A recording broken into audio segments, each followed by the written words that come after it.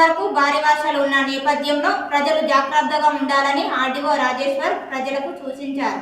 అనంతరం ఆర్డీఓ మాట్లాడుతూ మరో 2 రోజుల వరకు వర్ష సూచనలు ఉండడంతో ప్రజలు, రైతులు అప్రమత్తంగా ఉండాలని, గొర్రెల కాపర్లు, రైతులు వాగులు దాట ప్రయత్నం చేయొద్దని కోరారు.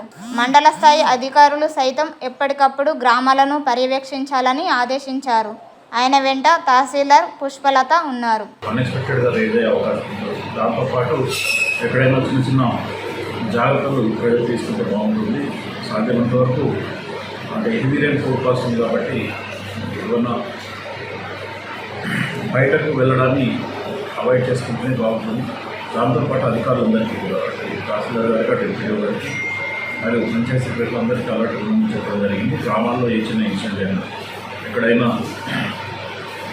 ఏదైనా హౌస్ డ్యామేజెస్ కానీ ఇంకా ఇతరత్ర ఉన్నట్టయితే రిపోర్ట్ చేయమని చెప్పాము.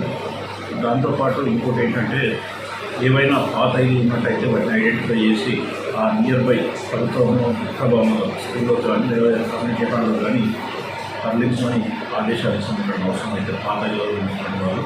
బట్ ప్రజలు తన జాగ్రత్తగా ఉండాలి. ఎక్కడైనా ఏదైనా డిలాపరేటెడ్ కండిషన్ హౌసెస్ ఉండి ఈ వర్షాలకు ఏదైనా ఇబ్బంది అవుతుంది అంటే ఇమీడియట్లీ మీరు స్థానిక పంచాయతీ సెక్రటరీ దృష్టికి తీసుకొచ్చినట్టయితే తాత్కాలికంగా వర్షాలు తగ్గేంత వరకు నేను నోటిఫై చేయడం జరుగుతుంది.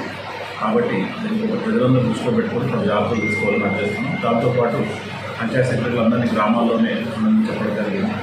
మరియు మండల అధికారులు మండల స్థాయిలో పర్యవేక్షణ చేయడం, ముఖ్యంగా రైతులను ఏదైనా ప్రమాదకరమైన వాగులు గుంటలు దాటే పరిస్థితి ఉంటే అలాంటి వాటికి వెళ్ళొద్దని, ముఖ్యంగా పశువుల కాపర్లు కూడా జాగ్రత్తగా ఉండాలని చెప్పి తెలియజేస్తారు.